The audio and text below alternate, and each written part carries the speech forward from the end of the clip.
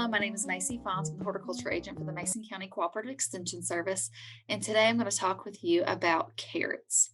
And this is a program that we're doing for the Container Gardening and Healthy Eating series, but you are welcome to join on if you don't have the materials but would like information about growing carrots. So with carrots, they are actually considered a part of the parsley family. And they can be grown in early spring until a heavy freeze. So that more or less that they are an early spring crop, and also you can grow them in the fall. They're actually a biennial grown as an annual. And there's all different types of varieties.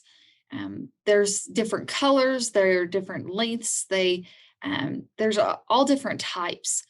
The one thing you do have to be careful of is determining which type is best for your garden or for your container. For example, there are some varieties that can get up to 10 inches long or even longer, and then there's some that they don't grow as long. And for example, the Paris market, they're short and they're about 1.5 inches in diameter. And the Amsterdam can get up to about 3 inches long. They're skinny and they're slender, and they're really good for an early harvest. So you really have to pick and choose which variety works best for you. And you can look on the back of seed packets and it'll tell you, how many days to harvest, how long of the carrot would be, and the time of year to plant as well. And it's really neat. I think you can have purple carrots and you can see different colors. You can have white carrots, but it's kind of neat for kids too if you pick a little bit different variety. Now for the soil preparation, you want to avoid anywhere that has a lot of rocks or clay material, because sometimes those carrots they can't grow to the extent that they need to. And we'll talk a little bit more about the problems that can occur, but it can cause the plant itself to fork. And you'll see a picture in a little bit. The pH is about 6 to 6.5. And we always tell people, pull a soil sample, and the soil sample will tell you what nutrients that you're going to need. And if you don't pull a soil sample in time, you do want to make sure, a lot of people like to use organic matter, which is more than welcome, but you want to make sure not to use any fresh manure, because it can have contamination, and it can also cause some issues with growing itself as well. So you can put about 3/4 to a cup of urea per 100 square feet. And you want to apply half at the time of seedling and another half at side dressing about halfway through the season. But typically, again, we're telling everybody, hey, take the soil sample so you know what's in your soil. When it comes to planting, you can plant in early April. Now, we're a little early for our container gardening, but we are right on the line. If you look at our ID 128, we're right on the line of central and eastern Kentucky. So we're kind of right there, pretty close to central and right on eastern. So we're a touch early, but typically we're looking at April 1st, and then we can go apply again in July 1st. You want to plant about 1/4 inch deep for the first planting. And then you can have rows be about 8 inches, and you're going to have carrots 12 to 20 carrots per foot. And you're going to thin those down. So you're going to thin to every 2 to 3 inches between plants. So when you were talking about our container gardening, you can, they're very, very small seeds. You have to be careful when planting, and you can plant those, but whenever you plant them, you do want to make sure to thin those out once you are ready. Once they grow a little bit, you can see exactly, hey, I need to thin these out just a touch. Again, you do want to read the back of the seed packet. I do have that you plant typically about 1/4 inch, but it depends on the variety and the seed packet. Some of them will tell you 1/2 inch, and others will tell you even up to 1/8 of an inch. So do make sure you read that information. Now for container gardening, you do want a container at least 8 inches deep, and you can plant in the spring or fall. You can have partial shade too, that can help. And good varieties include Littlefinger and Sugar Snap. So those varieties are a little bit shorter because we are considering that we have a container and they don't have as much room to grow in. But again, you have to look at those varieties and make sure that they are good for containers. For watering, we want to water at least once a week and at least a deep water once a week. So um, you want to avoid light watering because it can have shallow roots. We really don't want that with our um, carrots, but you want to have a deep watering at least once a week, but you're probably gonna have to water between as well. And it just depends on your situation. So if you have your containers on concrete, that can suck some of that moisture out of the soil. If it's a hot, windy day, you're probably going to have to water more often compared to a day. If you have a couple days that are shady and it's 70 degrees outside. So just get into the soil, fill that soil, see if you have enough moisture, and see if it's damp and if you need to add more water. There are diseases.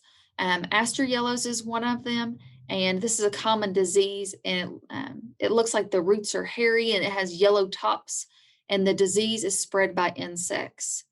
And again, once disease hits, it's really hard um, to control. So a lot of our fungicides are for control from spreading to another plant.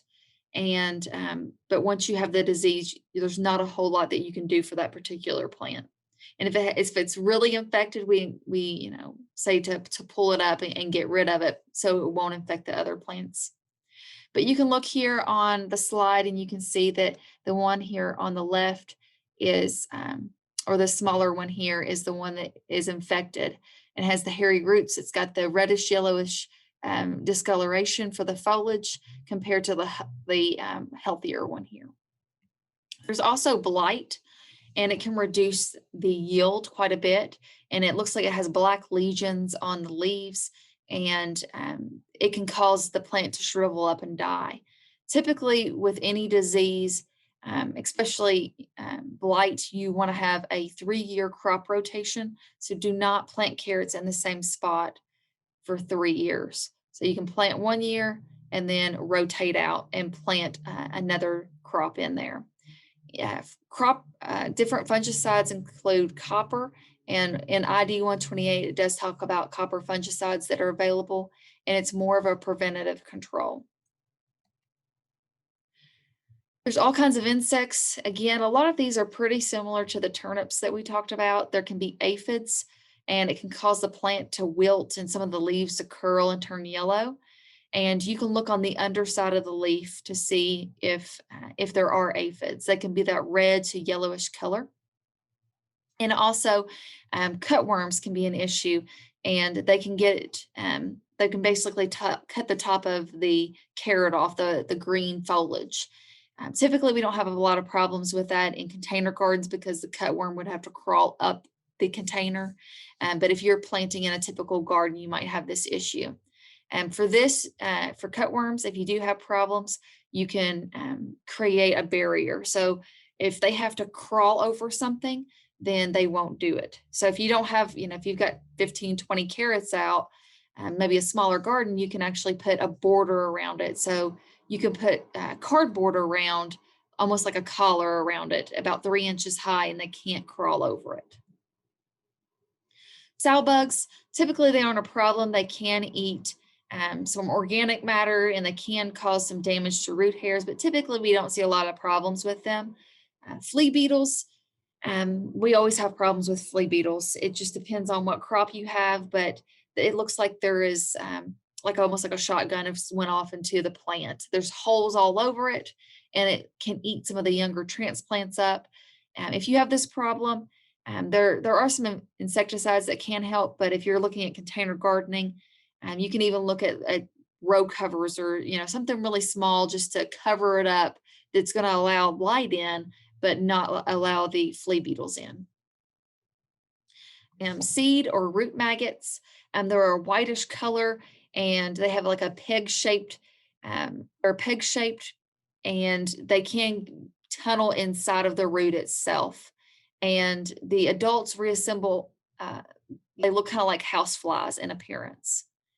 And then the wireworm, typically wireworms are more of an issue if you are planting in a typical garden setting, but maybe it was sod the last year. We see a lot of wireworm issues there, and they can cause the plant or the carrot itself to look like there's tunnels going through it. And the adult will look like what's pictured here for B, which would be a click beetle. And again, with these, that you really don't have probably an issue with these um, wireworms if you have the container gardening. Potential problems, you can see that this is not your typical carrot. It does have some issues here. And we call this a forked root.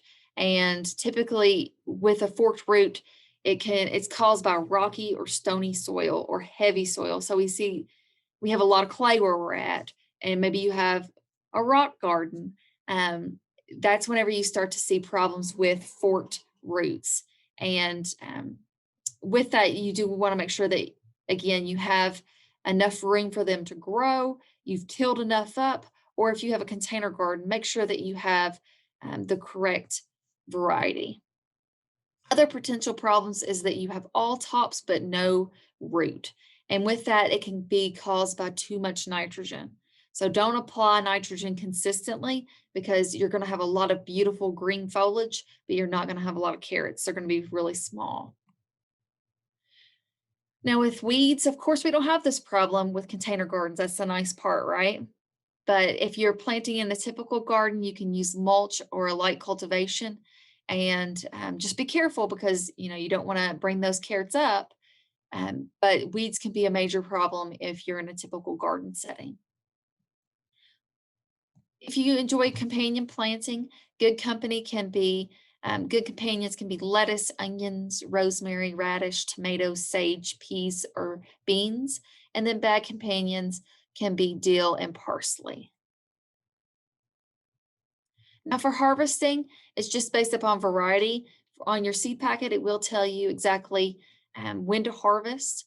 And harvest is going to be based upon, when you reach that desired size. You can harvest fall carrots before they freeze. And when you harvest, you want to give a half twist and pull so you can loosen it from the soil. You probably won't have this issue with a container garden because you have that nice loose soil. You can cut off the top to a ½ inch and wash the roots and place in a plastic bag and store it in a cool area in a refrigerator. It can last a couple months depending on varieties, but you do not want to store them with apples, because apples give off a gas that can cause carrots to become bitter. And here's some great references on growing carrots. If you have any questions, you can stop by the Mason County Extension Office. We would be happy to help you with anything you have garden related, or any questions that you might have. Thank you all. Hi guys. For container gardening and healthy eating this week, we're focusing on carrots. So I have a package of carrots here that I have washed and peeled, and now I'm going to cut, because we are going to have thyme roasted carrots. Now personally, I like carrots. I like them cooked the best. I think cooking them brings out a natural sweetness in the carrot. And with these, with the thyme on them and a little bit of olive oil and a little bit of salt, I think you're going to like them. So I'm going to just cut them a little bit more, and then cut them on the diagonal. So I know you can't really see that that's on the diagonal, but it is. And I'm going to cut them all like that. Okay. And I want them all to be about the same size and same thickness. Now this one's a little thicker, so I'm going to slice it again. Okay. And you need to have a sheet pan, and go ahead and have it covered in aluminum foil to place your carrots on. And we're going to bake in a 425-degree oven. Okay, so we've got all our carrots sliced. And I'm just going to drizzle them with some little extra virgin olive oil. Trying to make sure I cover each carrot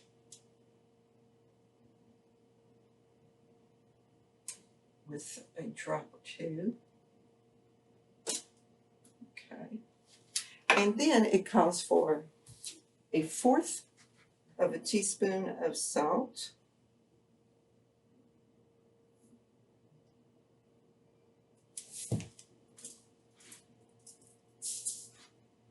I'm going to put that in my hand and just sprinkle it.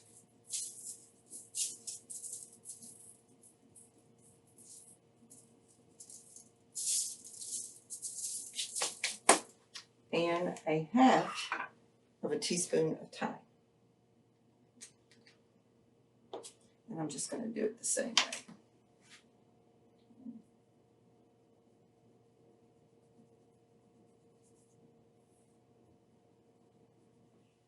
So we're going to bake this in a 425-degree oven. And we're going to cover it with foil first.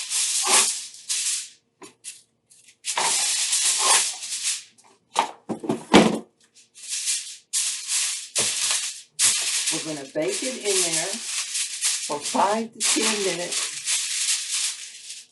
covered with foil. And then we're going to uncover it and bake it for another 10 to 15 minutes. Okay.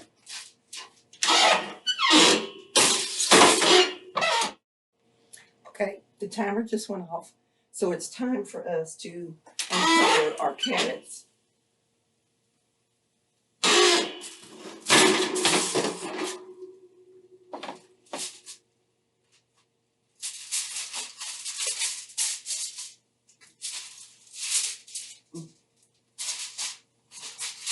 I wish you could smell them. They smell great. So now I'm going to put them back in for 10 to 15 minutes more. Okay, the timer went off.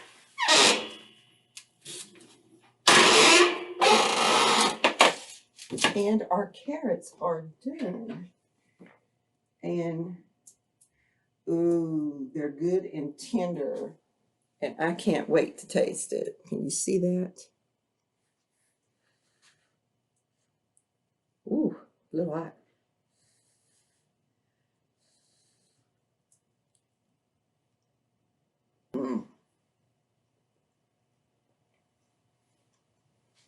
They're good.